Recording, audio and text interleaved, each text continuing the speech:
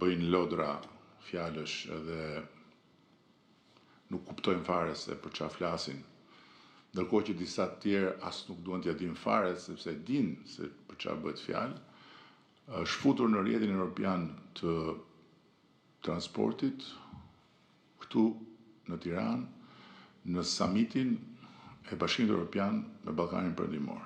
Mbasi unë dhe qeveria ime kemi luftuar jo pak vite për të hequr bllokimin që ishte bërë. Ishte i bllokuar. Tani pse vendet Bashkimit Evropian e kishin bllokuar korridorin e 8? Çfarë sipas logjikës ignorantëve që bërtasin në rrugët e pazarit mediatik, këto janë muhabete rrugësh. Po jo, nuk janë muhabete rrugësh. Këto janë çështje zhvillimi ekonomik, këto janë çështje sigurie, këto janë çështje kapacitetesh konkurruese në një hapësirë ekonomike dhe tregtare që është shumë e vështirë. Ne vim nga një varfëri ekstreme dhe duam të bëjmë pjesë e një shtëpie që praktikisht zotron një pasuri shumë të madhe. Mbas futjes së korridorit të 8 në rrjetin evropian të transporteve, korridori 8 u fut edhe në rrjetin e lëvizjes sigurt të NATO-s. Dhe projekti ynë i portit të kombinuar tregtar dhe ushtarak është në tryezën e NATO-s. Dhe ka kaluar të gjitha nivelet teknike të NATO-s si një domosdoshmëri. Tani si mendoni ju? Mund të bënim ne një bazë ushtarake që të shfrytëzohej nga NATO aty në atë pellgun e portit Durrësit aktualin? Nuk mund ta bënim. Mund të ishte porti aktual nyja për cilën po flas? Nuk mund të ishte. Tani pikërisht për seriozitetin e madh që ka ky projekt, ne u angazhuam në një qasje tërësisht tjetër, duke marrë kompaninë më të madhe në botë, reputacionin e cilës patjetër që mund ta bëjnë cop tenxheret tona, por nuk vën diskutim askush. Dhe kompania Royal Asconic ka përgatitur të gjithë termat e referencës dhe ka supervizuar të gjithë garën. Gara është organizuar 2 herë. Dhe në 2 herët ka pas interes shumë të madh. Çështja ka qenë herën e parë që kriteret kanë qenë shumë të forta dhe kriteret e forta nuk duan të thonë që s'ka kompani që nuk i plotësojnë. Por duan të thonë që nëse nuk i përgatit të gjitha gjërat në kohë dhe si duhet për atë garë, nuk kualifikohesh dot. Dhe herën e parë gara është anulluar. Këtë herë ndodh kjo koincidencë fatkeqe dhe përsëris kompania ka shkruar tërheqjen e saj me argumentin e krizës dhe çmimeve, gjë që praktikisht nëse gjërat nuk kthehen në normalitet e bën shumë vështirë. Marrin përsipër të ndërtimit të atij porti me ato çmime që janë vendosur aty dhe me atë financim që është vendosur aty. Nuk thash edhe një herë, nuk kemi fare informacionin që ka pas një komponent tjetër që ka ndikuar në tërheqjen e kompanisë. Por unë dua ta shfrytëzoj këtë moment t'ju jap një mesazh të gjithë atyre që e kanë penguar këtë portin dhe që fërkojnë duart se mendojnë që ja dolën. E kanë shumë gabim sepse thjesht kanë hapur një rrugë tjetër. Një rrugë tjetër që nuk mund ta bllokojnë më dhe nuk do ta ndalin dot më. Dhe në të njëjtën periudhë kohë të parashikuar, ne do të bëjmë hapin që kemi qenë në pamundësi për ta bërë deri tani. Kaq për këtë. Nuk them më shumë, sepse në ndërkohë jemi duke përgatitur hapin tjetër, në momentin kur jemi gati ta hedhim, natyrisht ta bëjmë publik. Por është e sigurt që të gjithë ata që kanë menduar se do ta nënshtrojnë qeverinë e Republikës së Shqipërisë, qofshin forcat brendshme, qofshin forcat jashtme, do mbeten me gishtin që do dëshirojnë ta zgjedhin vetë në gojë. Pika tjetër ka të bëjë me krizën. Në javën që vjen, Parlamenti i Shqipërisë do të ftohet të votojë një rezolut për ta shpallur Republikën Komeiniste të Iranit. Unë me gojë nuk e them dot islamike, sepse ajo Republikë nuk ka asnjë lidhje me Islamin.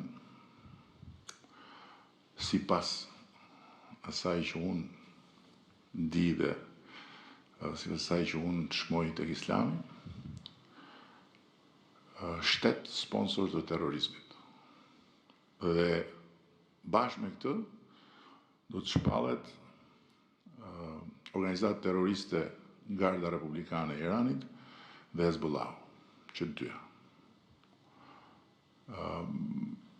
Sepse kjo është e vërteta. Natyrisht në këto hapa nuk jemi pionierët, sepse ka pasur më parë edhe partner, aleat, miq që i kanë hedhur, por është koha që ta bëjmë dhe ne këtë gjë. Por nga ana tjetër, fakti është që kriza po shfaqet në të gjithë botën, po shfaqet edhe këtu, si rezultati i rritjes së çmimit naftës. Unë kam shprehur që kur kemi bërë mbledhjen e parë të asamblesë së shumicës qeverisë pas zgjedhjeve, që një nga objektivat tona është krijimi i një faktori të ri në tregun e naftës, një faktori shtetëror, një force publike, për të krijuar një kapacitet që të lehtësojë barrën mbi qytetarët, sikundër e lehtësojë konkurenca që ne nxitëm duke bërë ndryshuar komplet qasjen për fluturimet ajrore. Shqipëria kishte aeroportin më të shtrenjtë në Europë, sot ka aeroportin më të suksesshëm të Ballkanit, me një diferencë mbreslënse nga aeroporti historik i kryeqytetit të rajonit, kur ne ishim jashtë harte fare, Beogradit. Sot nuk është më Beogradi kryeqyteti i aviacionit, sot është Tirana.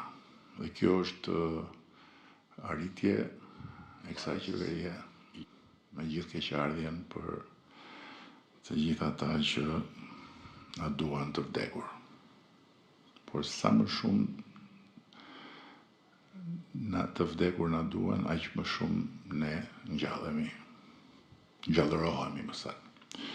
Kështu që ne do ta krijojmë faktorin publik, forcën e shtetit do ta fusim dhe në tregun e naftës. Dhe besoj që shumë shpejt do të japim shembullin se si edhe në tregun e naftës gjërat do të ndryshojnë. Ndërkohë që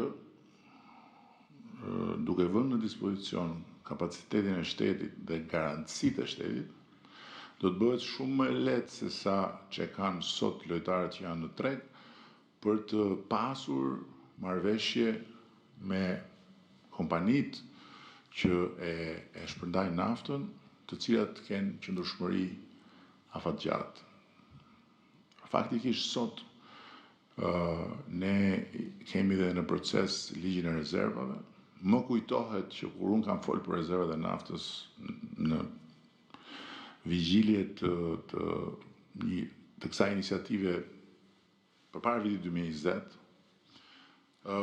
u hodhën shumë tenxhere përpjet sepse u quajt një përpjekje për nuk e di se çfarë poshësie.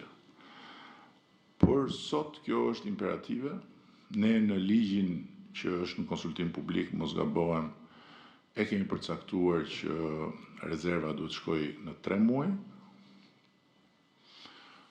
Por në ndërkohë kjo nuk mjafton më tani.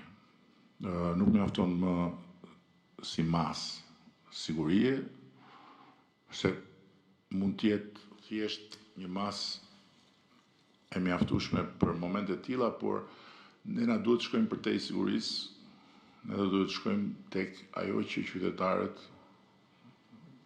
ndjejnë dhe që ajo që qytetarët meritojnë të kenë, një treg nafte i cili të jetë më i përballueshëm se sa tregu i sot. Shumë thjesht. Këto ishin pikat që unë doja të ndaja me ju. Tani natyrisht unë nuk e kam thirrur për t'ju bërë një fjalim dhe për t'ju thënë mirupafshim, por duke qenë i bindur që ju të gjithë do respektoni radhën, duke shpresuar që do të përqendroheni në këto tema, unë do t'ju jap fjalën dhe do jap fjalën të parës zonjushës me xhaketë kuqe dhe me pantallona të zeza, sepse është pamja më patriotike që ka salla sot, kështu që fjalën e ke ti.